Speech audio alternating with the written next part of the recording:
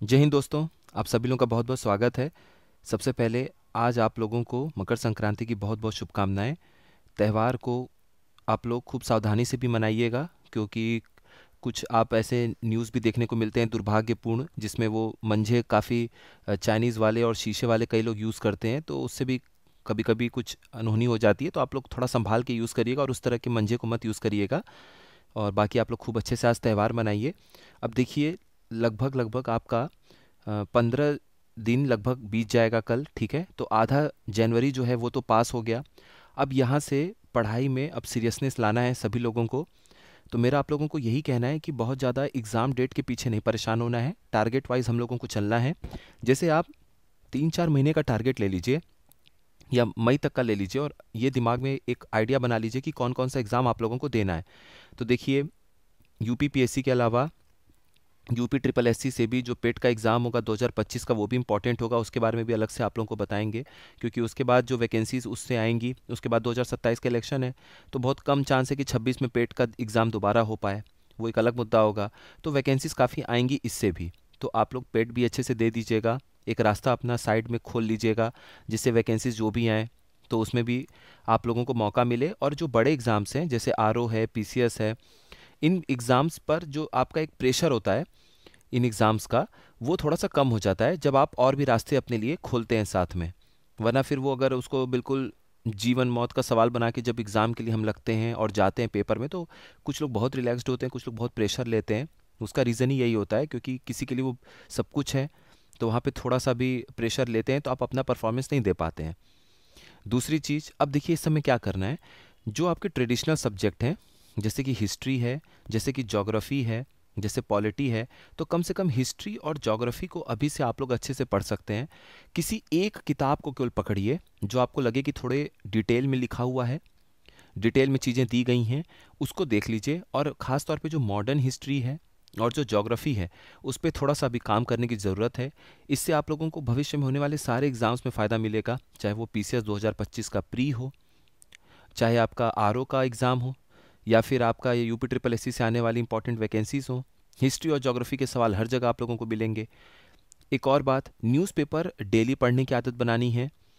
और newspaper analysis से related जो भी प्री मेंस या जो भी चीज़ें इंपॉर्टेंट टॉपिक होंगे, वो मैं आप लोगों को इस पे चैनल बताता रहूँगा।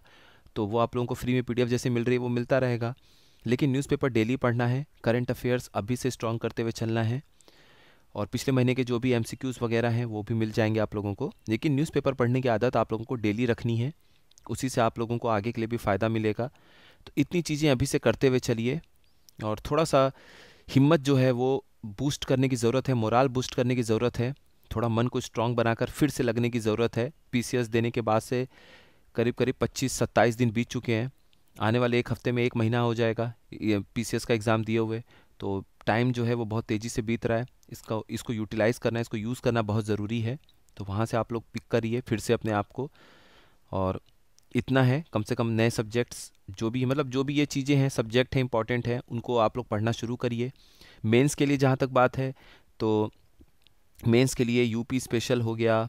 अभी सिक्योरिटी वाला जो टॉपिक है, इसको भी हम लोग एनालिसिस करेंगे। तो ये सब चीज़ें आप लोग देखना शुरू कर दीजिए अभी से, जो भी टाइम मिल रहा है। मेंस के लिए ज़रूर पढ़ाई करिए। पीसीएस के फील्ड को जब तक नहीं छोड़ रहे, मेंस के लिए बिल्कुल पढ़ाई करते रहिए, जितना भी अभी हो पाए। बाकी फरवरी के एंड तक लगभग रिज़ल्ट आ जाएगा। तो अभी से भी 45 दिन है रिज़ल्ट को, 40-45 दिन है, 50 दिन है लगभग। तो उसमें भी आप लोगों को मेंस के लिए पढ़ना है, अच्छे से अपना टाइम यूज़ करते रहना है। उसके बाद जिसका जैसा आगे निकलता है, क्लियर होता है, वो लोग मेंस के लिए ज़्यादा टाइम देंगे। जिनका दुर्भाग्यवश रुक जाता है, तो वो आप लोग बैलेंस बना लीजिएगा, मेंस भी पढ़ते रहिएगा और प्रीलिम्स में भी आप लोगों को थोड़ा थोड़ा टाइम देना पड़ेगा। लेकिन ट्रेडिशनल जो सब्जेक्ट आपको लगता है मुझे स्ट्रॉन्ग कर लेना चाहिए, वो यही टाइम है। इस टाइम को यूज़ करिए। आने वाले 2-3 महीने के बाद जब एग्ज़ाम डेट क्लियर आ जाएंगे, अब कुछ दिन में कैलेंडर आएगा तो एग्ज़ाम डेट पता चल जाएगा। लेकिन उसके बाद एक बॉडी लैंग्वेज बन जाती है जब आपका 2-3 महीना कोई एग्ज़ाम रहता है। तो तब तो आप अच्छे से पढ़ेंगे ही। लेकिन अगर इस टाइम को भी आप यूज़ कर लेंगे, तो उस समय आप और बेहतर पोजीशन में होंगे एग्ज़ाम को क्रैक करने के। अब आप लोगों को कोई भी क्वेरी है, कोई भी चीज़ पूछना है, किसी भी चीज़ के बारे में जानकारी चाहिए, किसी टॉपिक पे वीडियो चाहिए, तो आप लोग कमेंट सेक्शन में ज़रूर बताइएगा, लिखिएगा। जो लोग टेलीग्राम पे जुड़े हुए हैं वो लोग भी मैसेज कर सकते हैं, टाइम मिलने पर उनको भी रिप्लाई कर दिया जाता है। नेगलेक्ट किसी को नहीं किया जाता है, थोड़ा टाइम और इतने लोगों का मैसेज रहता है, रिप्लाई करना कभी कभी पॉसिबल नहीं हो पाता है, तो उसके लिए माफ़ी है। बट ठीक है, जो भी आप लोगों का क्वेरी हो ज़रूर पूछिएगा। तो ये चीज़ें हैं, यहाँ यहाँ से आप लोगों को स्टार्ट करना है, फिर टाइम टू टाइम हम लोग एक रणनीति बना के, टाइम टेबल बना के चीज़ों को फिर से वैसे ही करेंगे जैसे कि सितंबर से नवंबर के बीच में हम लोगों ने किया था। काफ़ी सारे लोगों को इसका फ़ायदा भी हुआ था, तो हम लोग टाइम टेबल बना के फिर से वैसे पढ़ना शुरू करेंगे। बाकी जो भी इंपॉर्टेंट चीज़ें हैं वो तो इस चैनल पे आप लोगों को मिलती रहेंगी।